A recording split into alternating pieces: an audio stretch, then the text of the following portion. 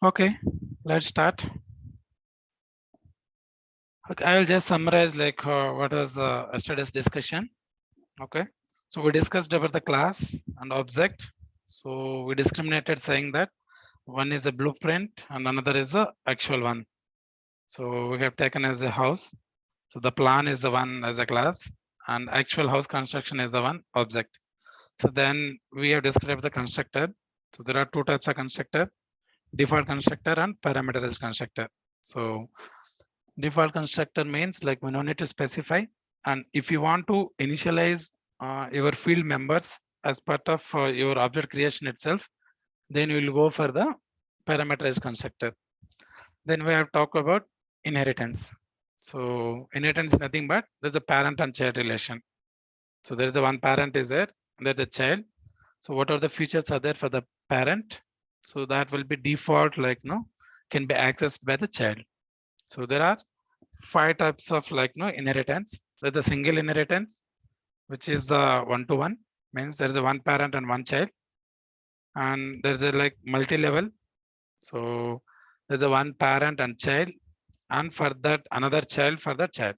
So that is a multi-level. So I can just share my screen.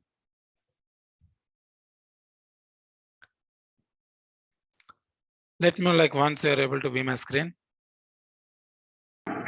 Yeah, bro, we are able to see. Okay.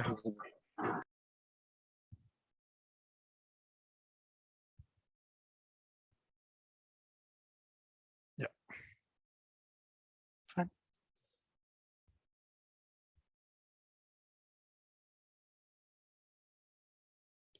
Okay. So these are the one like single means there's a one parent and one child, and multi-level.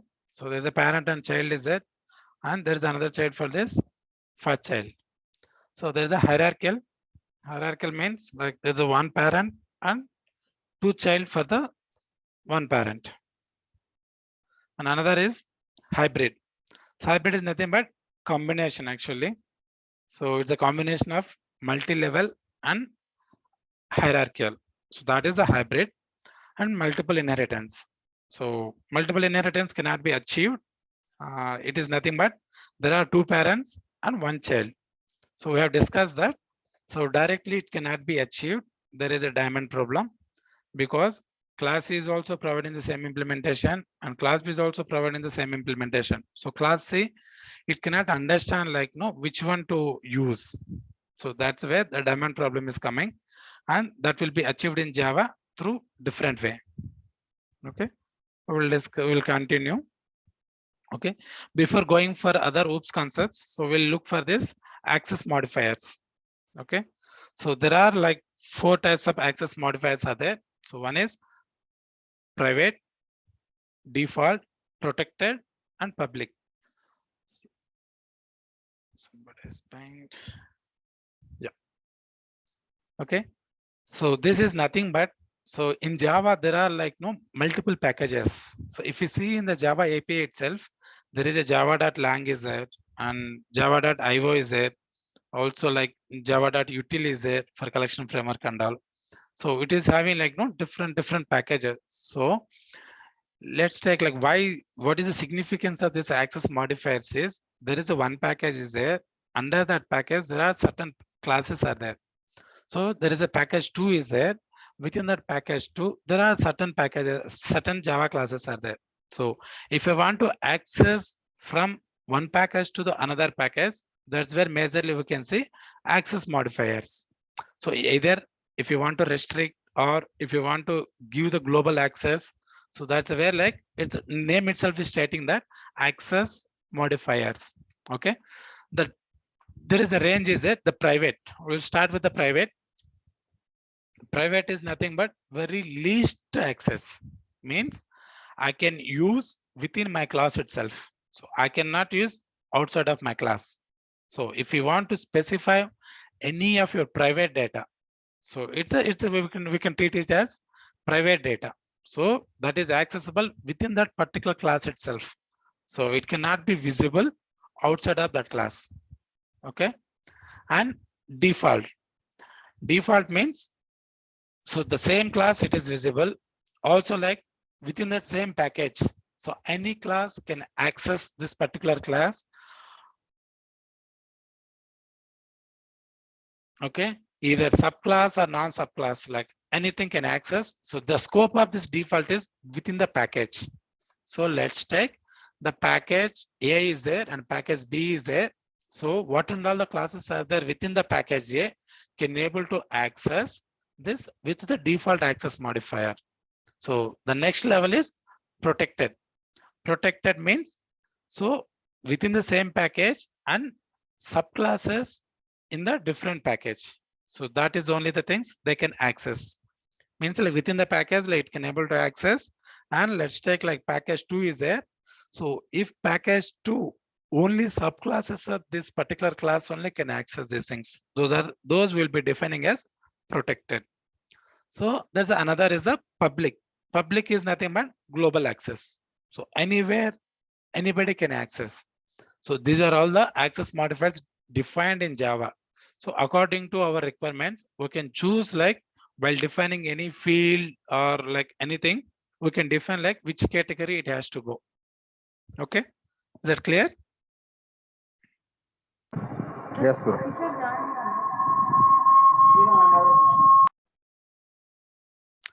Okay, if that is clear, like we will continue with abstraction. So yesterday we completed with the inheritance. Now we'll start with the abstraction. So abstraction is nothing but hiding the complexity. So it will be projected only the signature. So we cannot get to know the actual implementation of it. So we have taken example as a car. So by putting the key and pressing the one button, like no car is getting started. But we cannot get to know like no internally how it is getting started. So that is the best example for the abstraction. Okay. Then like in Java, abstraction can be achieved by two ways, either by abstract classes or by interfaces. Okay.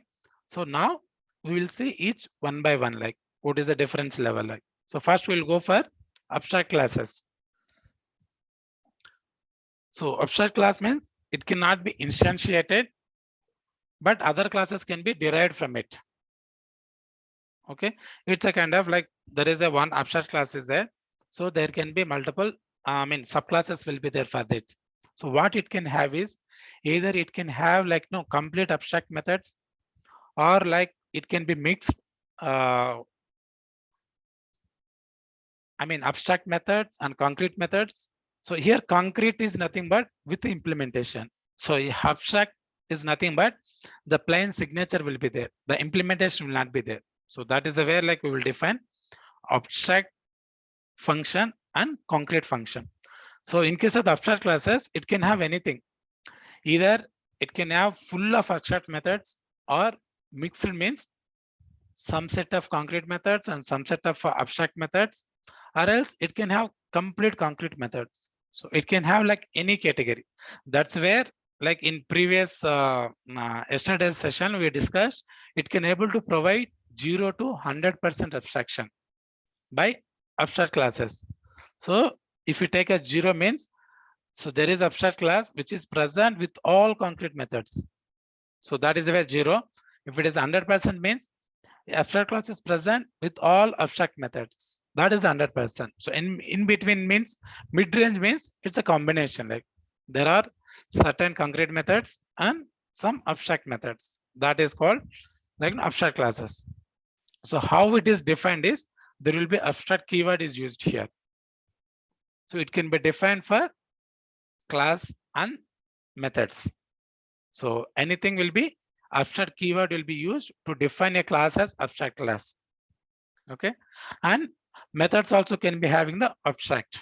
So it is nothing but it will not be having any implementation in it. The signature of that methods is, you can see here, public abstract void set value of int value is there. So we cannot see the implementation. So method is ended like this here with the semicolon. So this is the syntax for the abstract method.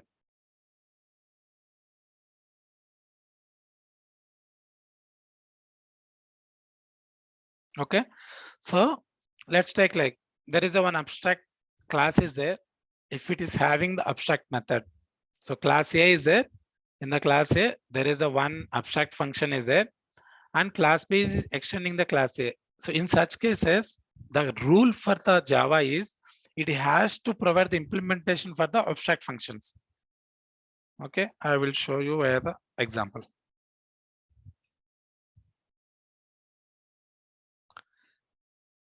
Yeah, package level you can see here, everything has a different package. So this is the way like we use packages. Let me look for.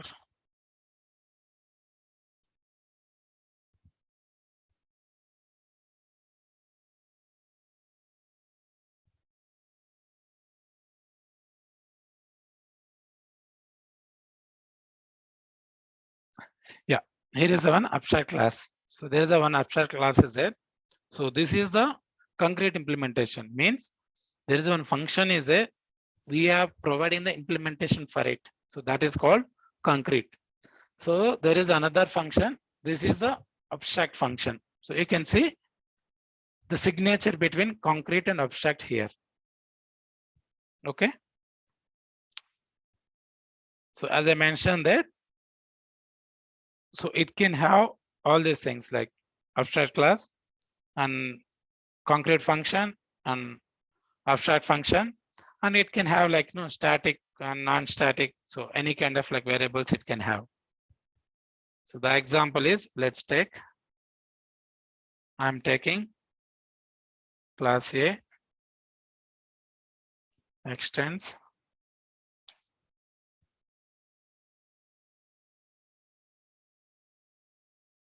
any abstract class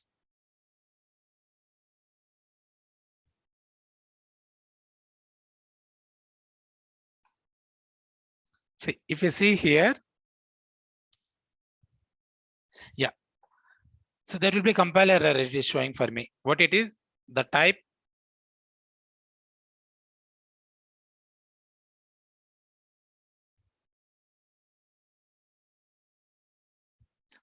A must implement the inherited abstract method, any abstract class that abstract method. So if you see here at the top, line number 51, abstract method. So I have defined one abstract method within the abstract class. So any subclass, whichever is extending this abstract class, should override, means should provide the implementation for that abstract method. Otherwise, compiler means Java will not allow you to compile. So you can see here the compiler error, what I've highlighted here, it is stating that abstract method is the method which needs to be provided implementation in class A. So this is the condition what I was mentioning there.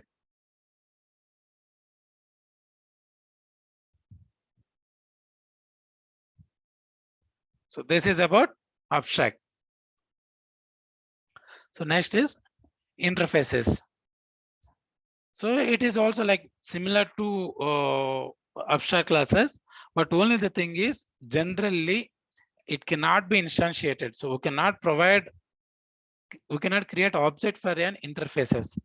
So generally how we will create the object by using the new keyword. So there is a class A is there. And if you want to create object for that, I used to use A of A equal new A. So means by using the new keyword, we'll be creating the object. But for the interfaces, you cannot create the object. Okay. And generally, until like before to Java 8, it will be having all abstract functions. So it will not be having any concrete. Okay. So the difference is we will define interface actually. Let me write an interface B. I've taken one interface here. So if you see for any class, it will be starting with the class keyword. Okay. But if it is abstract, so abstract followed by class. So this defines it is a class and it is abstract class. But when it comes for this interface, so it is having interface. So is a keyword we'll be using for representing an interfaces. So like this, okay, you don't consider for this default and static methods for now. I will explain because that is a Java 8 feature. Separately, I will take the Java 8 features.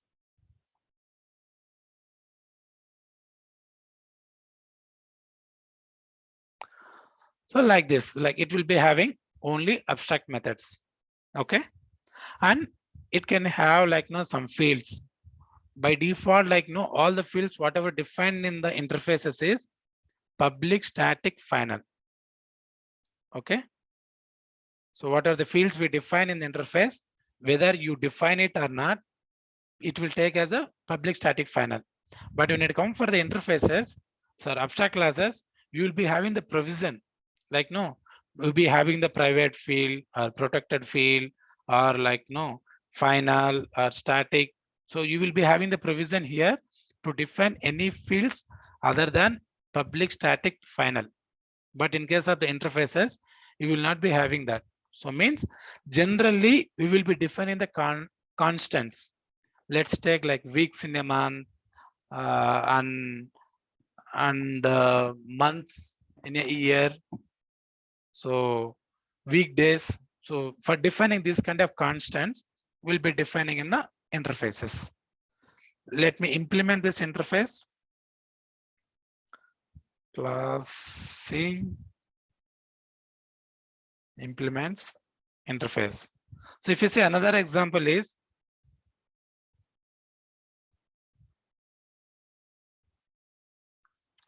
see for providing this inheritance, what we were using the keyword extends keyword. But when it is come for the interfaces, so it is implements. Okay, should remember these things. Okay, so in case of the class means you are extending any other class means you will be using the extends keyword. See class A extends. Okay, but when it comes for the interfaces, it is kind of you should use the implements keyword, because why reason is the default interfaces came only with abstract functions, means without any implementation. So whoever is extending this interface, they should provide the implementation. So that's where we will give the implements, means class C provides implementation for interface, any interface. Means if I go for any other, class D implements any interface. So even in this case also, it's a kind of like class D is the class which is providing the implementation for this interface, because it is not having any implementation here, and whoever is the subclasses are there, they'll be providing the implementation. That's why it will be defined as to use the implements keyword. Okay, so we have seen there is a one condition for the abstract, because what was that? Any abstract function is defined inside an abstract class. Okay, in such cases, any subclass is there that should provide the implementation for that abstract method. Okay, so that remains the same for interface also. So if you see here what it is saying, so I have defined two abstract methods. One is abstract method line number 9 and line number 11 method 1. So this is a one thing, like, so I need to provide the implementation for it. Void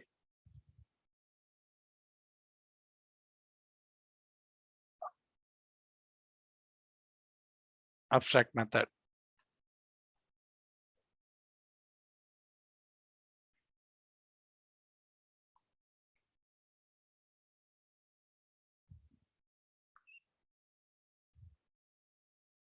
Okay, and there are some conditions are there, I will explain. So same thing for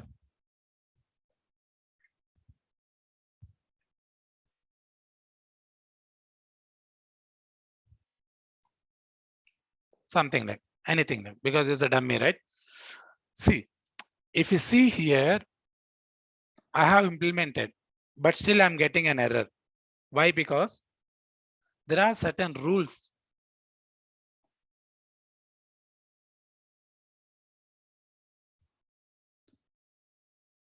For providing the implementation, because see, as I mentioned, what are all the fields defined inside the interface, by default, those are public. So we cannot reduce the scope of it.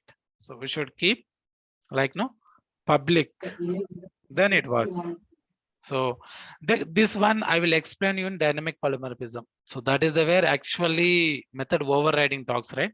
So what and all the rules are there for dynamic polymorphism? Why public should be here?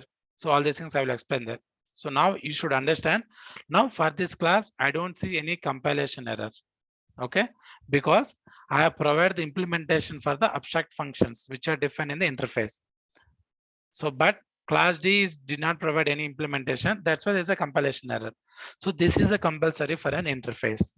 So if you define any interface, so what and all the abstract functions are there? So all the subclasses should provide implementation for every abstract function. That is the one bottleneck for the interfaces. Is that clear?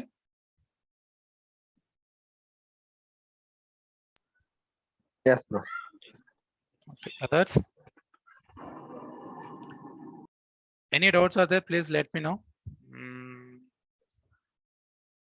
So I'm like no assuming like everything is clear for you guys. So I'm continuing. So as part of the inheritance, there is a one thing it was pending. So I just said that during the interface time we will discuss that. Okay, let's go for it. Now we have covered these interfaces. Now we'll go and see that like how multiple inheritance can be achieved in Java. So I said that there are 5 types of inheritance. 4 types can be achieved without any problem. But when you go for this multiple inheritance, there will be a diamond problem. Means class A is there, class B is there, both are providing the same implementation. When it comes for the class C, which is extending for the both, it cannot understand like no which implementation you should take. So that's why multiple inheritance is not supported through the classes because of the diamond problem. So that's why you can see here there's a compilation error. Means you cannot extend more than one class in Java through the inheritance. So when it comes for the classes, you can extend max of one class. You cannot extend at a time more than one class. So that is a compiler problem here. So let's see like how we can achieve this multiple inheritance. Okay.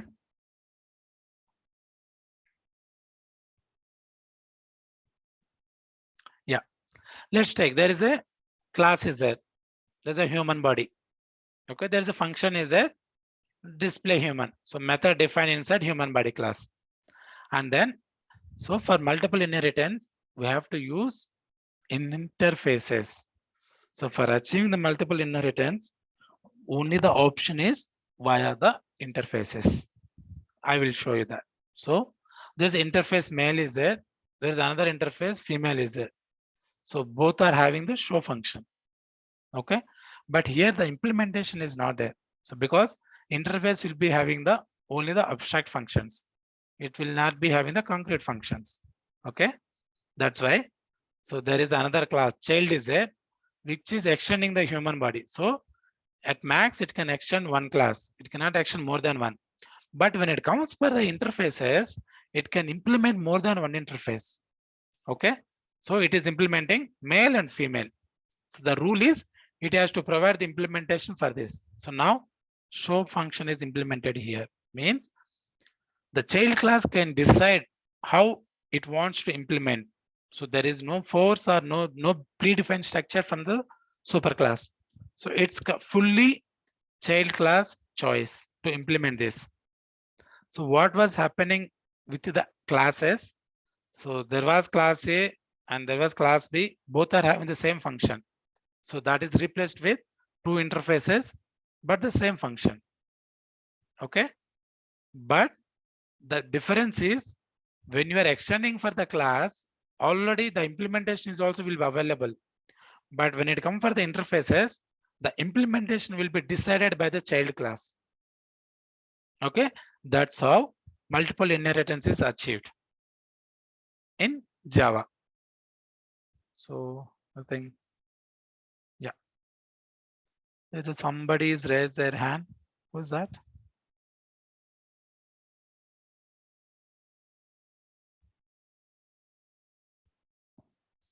Okay, is that clear?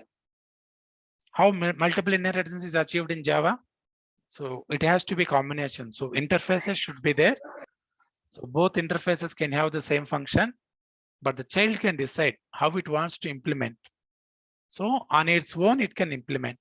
So that's how they have solved the demand problem or implemented the multiple inheritance in Java. Any questions? So with this, we have covered abstraction and inheritance. So within that inheritance, we have covered all types, and in the abstraction, as part of the abstraction, we have covered abstract classes and interfaces.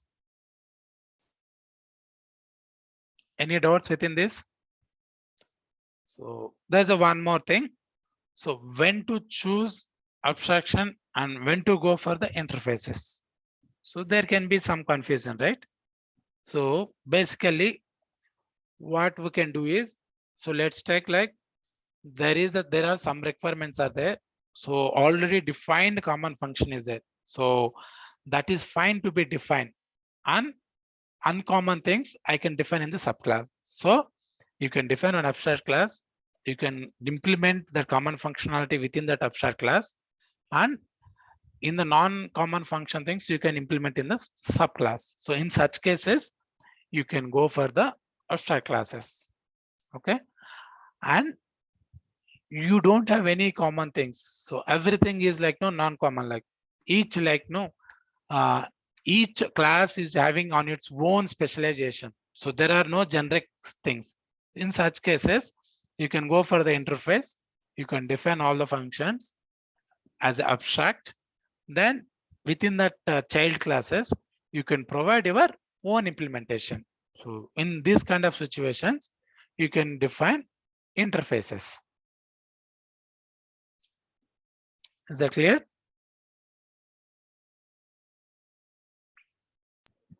Yes, bro. I can hear only one person voice, like others. They're not even saying yes or no. Anything? Feel free. Yes, bro. Yeah, you all should talk. It will be good. Okay. Now there's another third OOPS concept. So which is encapsulation. Yeah. What I mentioned in encapsulation, it is nothing but data hiding. So you want to hide the data and you don't want to give any control for the others to access your members. In such cases, you will go for the encapsulation. So the real-time examples for the encapsulation is all Java Bean classes. Okay, so we'll see like how encapsulation will be implemented in Java. Yes. So if you see here, restricts direct access to data members of a class. Okay, how you will restrict the access? Can you tell like based on our previous discussions? Okay, can you tell like no, how I can restrict any field of my particular class? We can use protected or private. Yes, yes. So in this case, because it's a fully restricted. Okay, so which is a more restricted? Can somebody tell? Whatever we discussed before, which is the one like more restricted among those four access modifiers? I think protected, bro. No, it's a private. So that's what like I mentioned, even in the chat, I will walk through again. See here, more number of nodes are there. Only one S is there. That is a private. Okay. Yeah, within the class. So it means very Within less the class. restriction within the class only, like outside of the class, nobody can see that. So Yes. the next like this is a very, I mean, more restricted one. So next another like no lesser restricted than private is default. You can say 3S means within the package level scope. So third one is protected. It means little broader than default, means subclasses within that other package can able to access, and more wider is public. Okay, clear? So now Yeah. to achieve encapsulation, we will use a private. So that is how we will restrict the actions access, because it will be accessible only within that particular class. Okay, so how do you control? Okay, anyway, like you have defined here and there is a default constructor should be present. So as I mentioned before, default constructor defining is optional, whether you can define or no need to define. Okay, but you will get the doubt. So how do you initialize your members of that particular object? So there should be somewhere, right? So another parameters constructor is the one day it was directly initializing during the object creation. But here during the object creation, the initialization of these fields are not happening. Then what is the other way I can initialize? So that is where we are having the getters and setters. Means, so if somebody wants to initialize for this one, they need to create the object here. Then they need to set explicitly. So s dot set name. So then this name will get initialized. If you want to get this name field, they have to use a get function. So these are the one getters and setters in Java. So if you see all the POSO classes are present with these kind of things. So majorly for the DB model is there, right? So anybody is familiar with Hibernate or anything? So there are entity Yes, classes. bro. If you see in entity class, that is nothing but the table in the database. So what is the table and what and all the columns are present in the table? Each column is presented in that particular entity class as a fields. For each field, there are setters and getters. So this is the way we will achieve the encapsulation. Okay, I can just execute and show you. Not follow main class. That is a problem.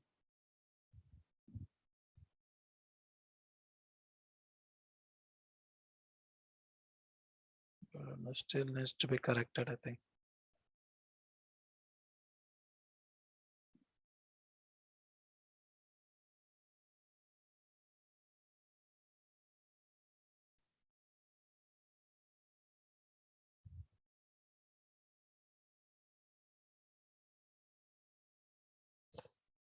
Okay, another build is going on. Fine, like I'll see. There's another Gradle build. I mean, there's a Spring Boot application is a backend. It is going on. That's fine. Okay, so this is the way like you will achieve encapsulation. So if without encapsulation, how do you initialize your fields? I will tell you with that example. Okay, let's take another class. Class A, int ID, string name. That's it. I'm not keeping any of members. I will just come here. If A equal to new A. I have created the object for it. Okay. But what is the major difference is F ID equal 10. A dot name equal to Ram. So why I was telling restricting the access is, see, if you see in the general way, anywhere, see, this is a different class. This is a different class. But for this class, the initialization is happening in different class. Okay, without this control. So this class is not having any control. So what I will do? I will create another object, F A1 equal to new A1 dot id is equal to 12, a1 dot name equal to Balu. See, so the initialization is happening outside of that particular class. So in this case, this class does not have any control of it. Okay, initialization can be taken from any time, any place, because there is no restriction. So there is no encapsulation is taken in this class. That's why. But when it comes for the encapsulation, so I've defined all my fields as private. So it will not work. Let me do this. Okay. Yes is there. Yes dot name. See, that is not visible only because it's a private. So the private is accessible within that particular class only. So outside of that class, it is not visible. So I cannot set or I cannot initialize this field outside of this particular class. You're getting the difference? Encapsulation with encapsulation, without encapsulation. The difference is without you can initialize anywhere, but with encapsulation, you cannot initialize directly. You have to call either setter, or if you want to get also, you should use a getter. So the setters and getters are there in this student control itself. So if I want to provide the control complete in my hand, I can do my own implementation here. So I can tell like how it can be utilized. I can define anything. Means the control is there in student class. So that is the main purpose why we'll go for the encapsulation. Okay. Any doubts in encapsulation?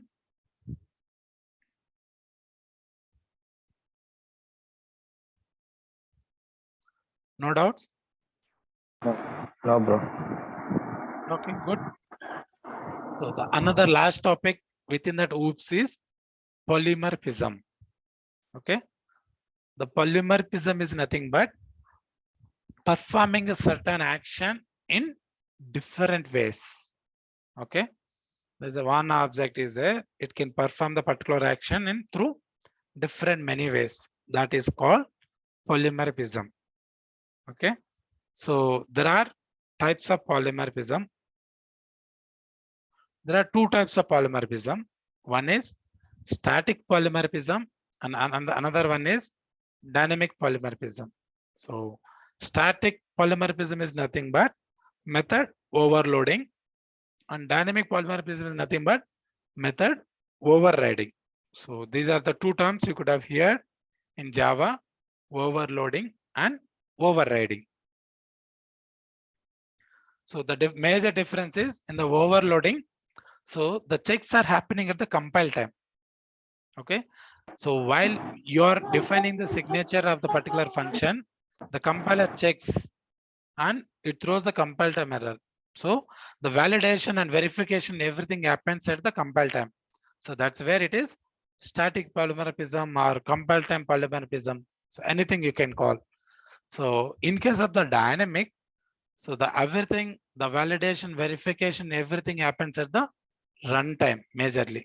So that's why you can see as dynamic polymorphism or runtime polymorphism. We'll see like how the example wise for each thing.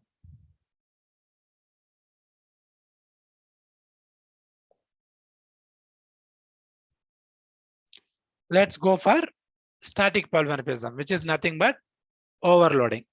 Okay. So there's a some demo overload class. Here, if you see what this class is doing is it is performing the add functionality. So it is providing the implementation for the add function, but through different ways it is giving. So if you see add function is there, here there are two parameters. So what I'm doing, I'm just adding those two parameters. In case of here, there are three parameters. I'm just adding three parameters. And here, different type actually. So I'm giving. So if you see here, there are for the same add functionality, four kind of implementations are there. Okay. That is the way like overloading. So Where the major difference comes is the signature of the method is varies actually. Either the name of the function remains the same, and the difference comes here actually.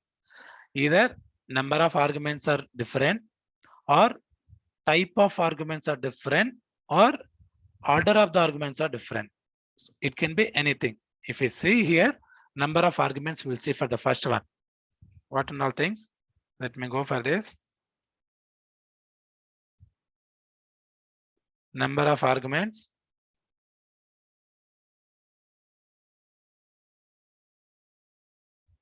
Type of arguments.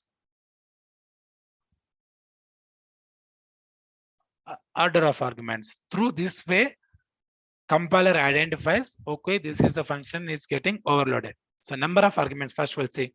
Here two things are there. Means two arguments for the first function.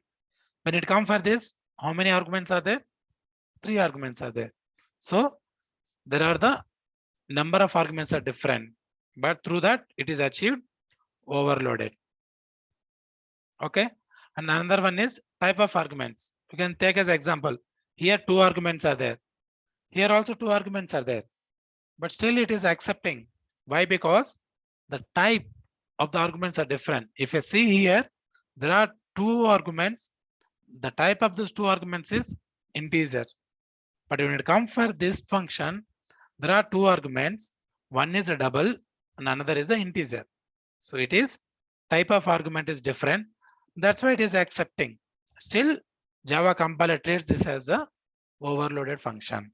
So another one is order of arguments. So means if you see 2 arguments, those are the same. Here also 2 arguments. What is double and int? Here also integer double is there, but the order is changed. That's why it is accepted. Okay. So if I go for, it will not consider any other things, means it will not consider the return type. It will not consider the access modifier. So it purely method name should be the same, and method signature majorly it is depending upon the arguments. Okay. Let me define one more. So it can be anything like private or int boolean or anything. Like I can take anything actually. Double add. We'll say in this case, let's see like how it takes. Int x, I will take int y. Okay. What I had given? 2 integers I had given. Okay. Return x plus y. So there is a problem here.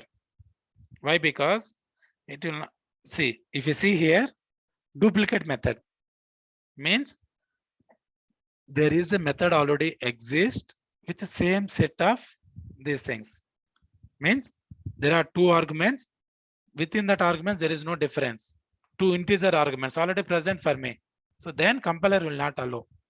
So to identify any overloading, any change should be present. Any of the change should be present. Otherwise, compiler treats this as a duplicate function and it will not allow you to write. So this is the difference actually. So what I did the change here, the return type I have changed. So, but for the static polymorphism, return type does not come to the picture. Also, access modifier also I have changed here, but still it did not considered. So for the method overloading, these things does not comes to the consideration. Okay, only the method name should be same. So let's take like I have changed the method name. What happens? No, there is no compiler error because it treats this as a different function. So in case of the overload, because I mentioned same action through different ways. So here action itself is getting changed.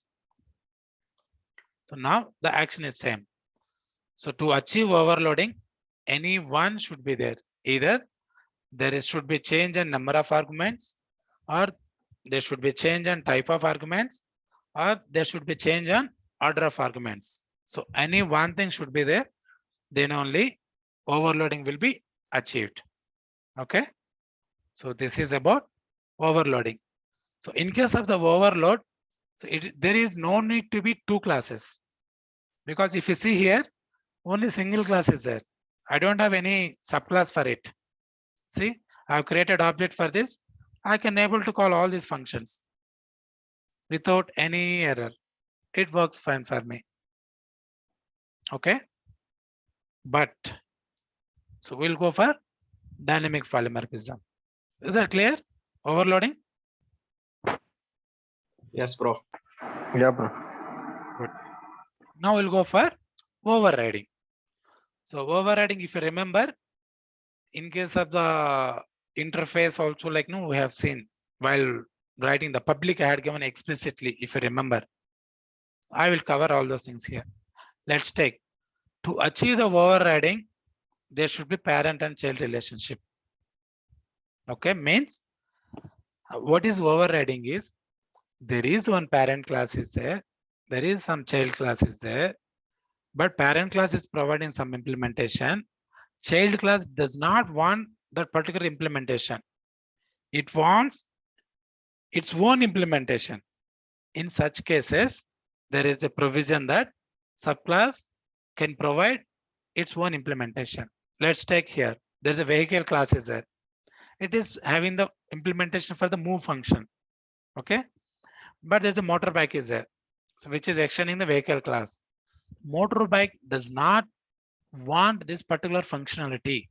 It wants its own functionality. In such cases, it can override that function. It can provide its own implementation. In such cases, we will go for the overriding. Means there is already something is there which I don't want, so that I can override on my own. So that's where the general term overriding means erasing the existing one, writing the new one. So that's where the general dictionary, right? Override. It's a similar here. Similar, right? So because parent and child relation, by default motorbike gets the behavior of this move, but it does not want to this. That's why it is providing its own implementation for this. So, and generally like no, it is given in override annotation, but it is optional. It's good to keep override annotation, but it's not mandatory in Java. So as per industry standards in the real-time projects and all, wherever it is applicable, you will see this annotation at the rate override. But even though it is not mandatory, when it comes for the real-time projects, we will follow always the proper standards and specifications. So there we need to define this.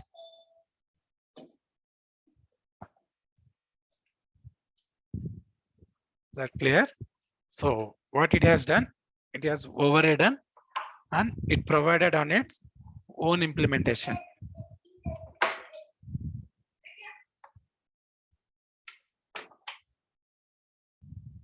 So this is called overriding in Java. So now we will be getting doubt like how this particular functionality will get called, because in the regular, let's go class A.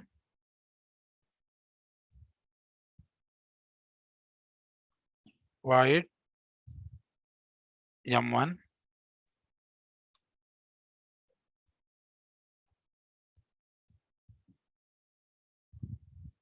Okay. A colon M1. So this is one class is there. In the regular inheritance, what happens is class B extends A. So I don't have anything here. So when I create object for this, class C, main method is there. Then what I'm doing, B of B equal to new of B. So here I can call, see, M1 is visible for me. Means I can call that particular function. So if I execute this one, what it will print? A colon M1. So because in the regular inheritance, by default, the features of the parent class is available. So when it comes for this overriding, so super is also having the same thing, child is having the same thing. So how the call will get differentiate. So if I want to call this superclass move function, how I can call? If I want explicitly the child class move function, how I will get call? So that's where the difference comes. So let's take here. Let me create first on my own. Yeah. So what I have done here, vehicle object VH, I'm assigning the child class object here. Okay. The same thing. Let me rephrase this one in more detail. How it looks is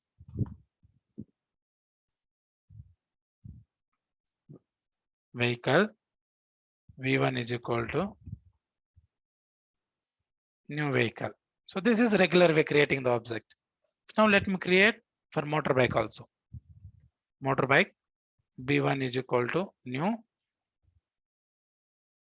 motorbike. So I've created object for this as well. Okay. Now if I call V1 dot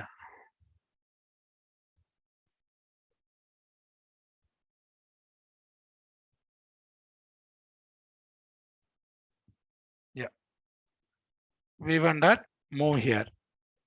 What it will execute? It will print this one.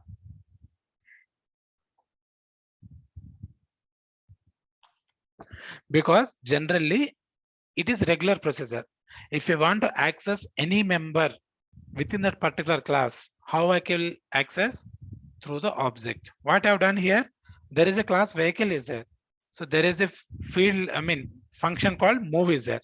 If you want to access this move function, what is the regular way?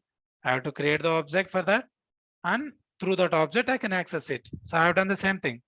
Vehicle V1 is equal new vehicle, and V1 dot move I have called. So it is getting called. Okay. Now let me look for child class. B1 dot move. So even in this case, what will get printed is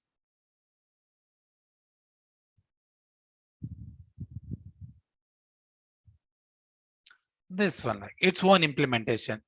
So the precedence takes for its own class implementation than extending, means parent implementation by default. So for the same thing, like how we will achieve the dynamic polymorphism in Java is this one, like superclass can hold subclass object. So in such cases, the superclass object can call. So now what I have shown here, see, I have created individual object for the vehicle.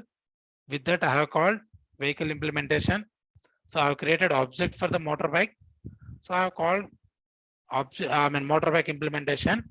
And if my V1 wants to call motorbike implementation, how we can do is Oh, Your voice is small. we lost to you, bro.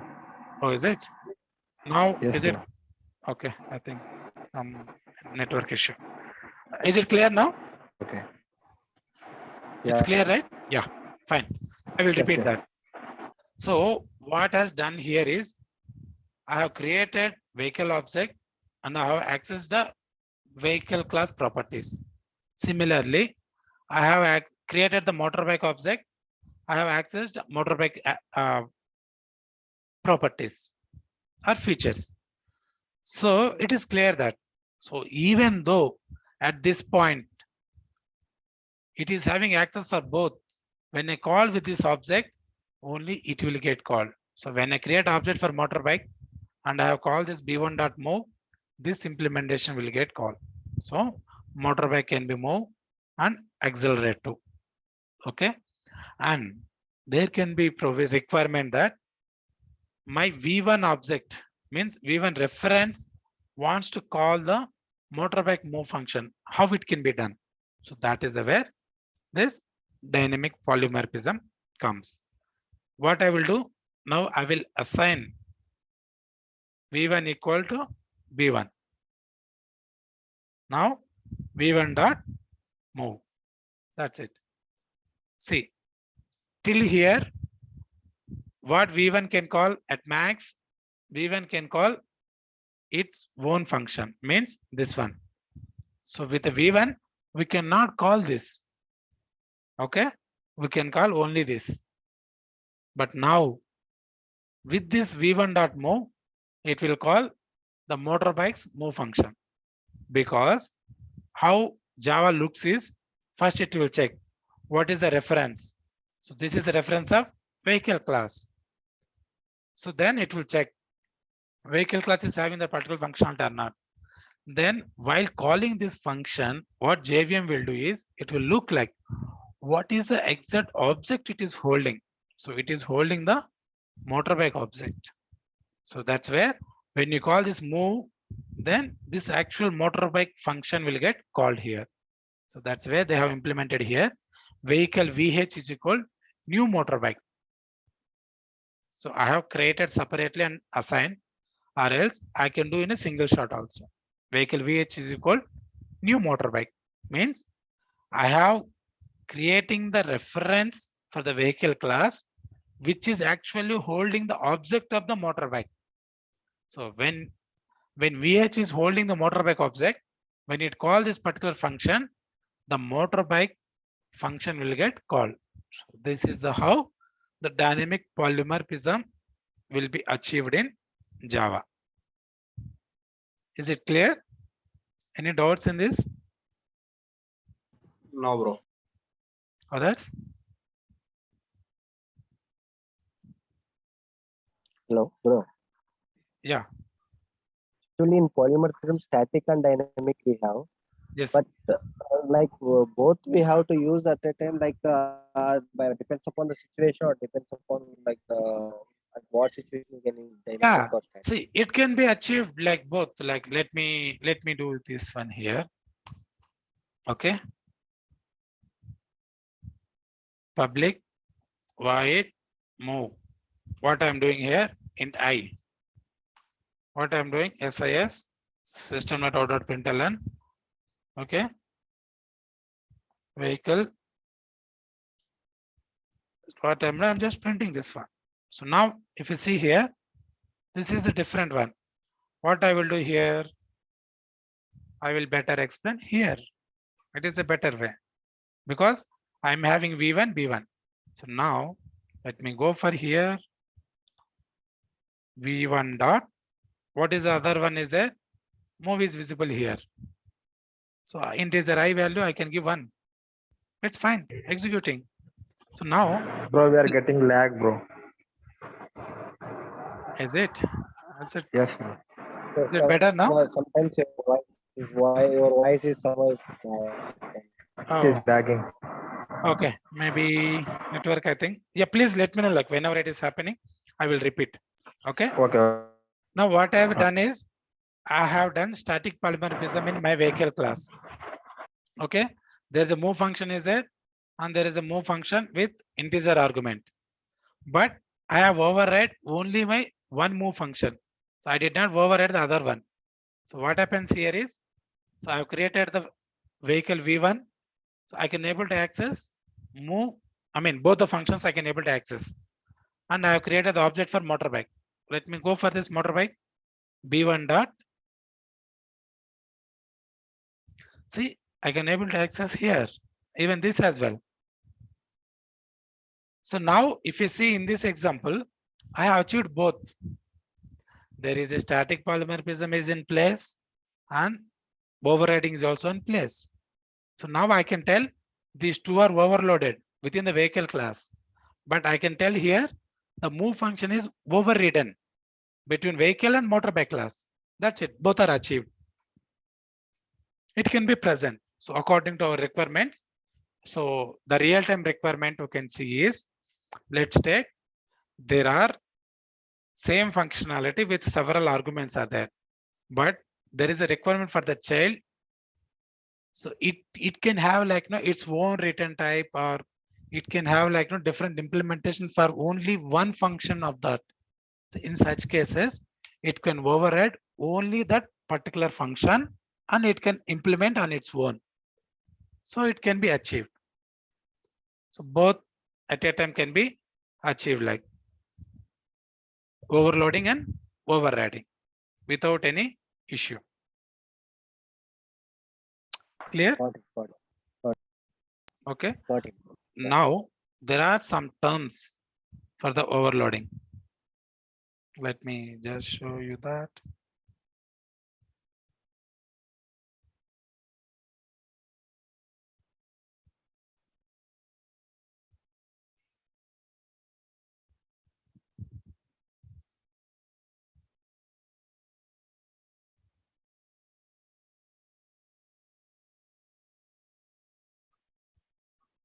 Yeah. So method of overloading is very clear. So you can see here. So only signature is different and remaining everything is common. Okay. In case of the overriding, there are certain rules are there. So let me go each one by one. Okay. Let's take like I have overridden this move function here. Okay. See what I have done here. I have changed the scope of it. Means the access modifier I have changed in the subclass. So what it is happening? There is a compiler error. Means what it is saying cannot reduce the visibility of the inherited function from vehicle. So in case of the overloading, I have shown you, it did not even consider whether what is the return type, what is the access modifier. It did not consider at all. But when it comes for the overriding, so this is the precondition. So the scope should not be reduced. Mean at least the scope should be the same or it should be more. So let me take another one. Protected I will take here. Protected void M1.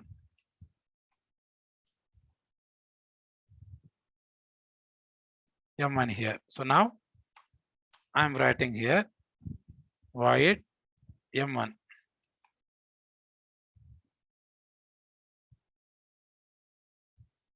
See, still there is an error.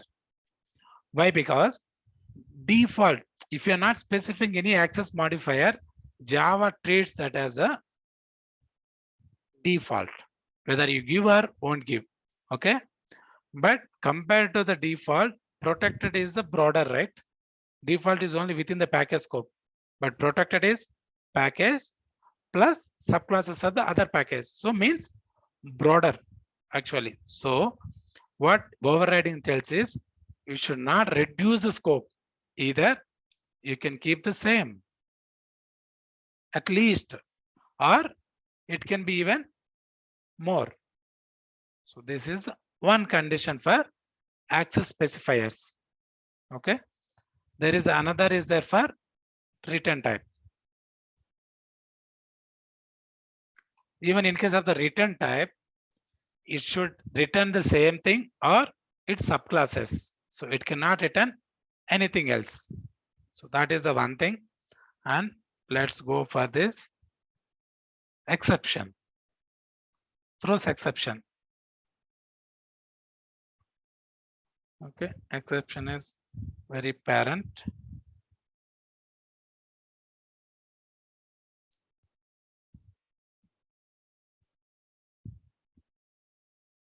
Okay.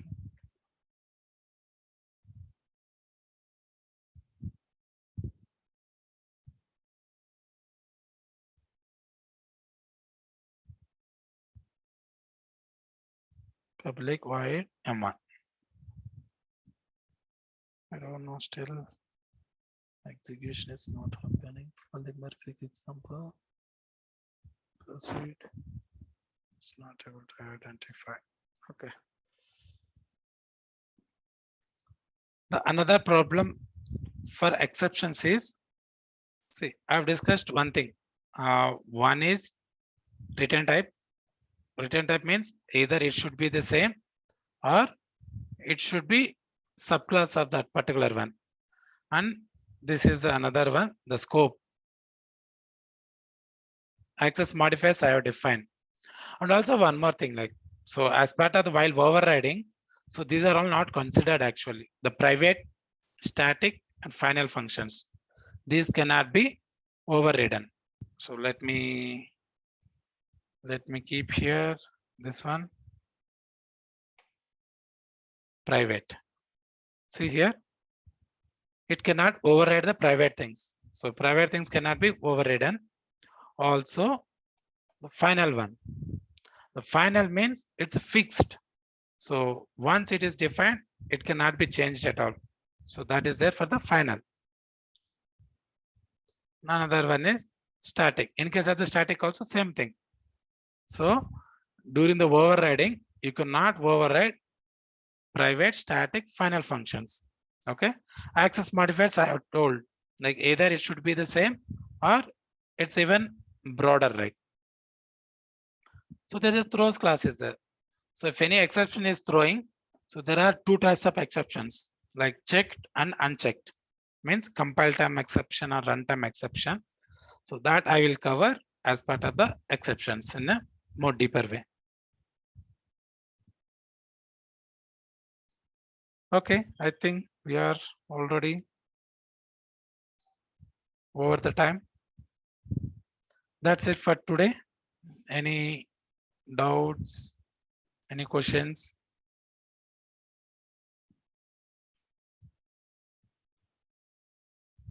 Let me stop the recording here.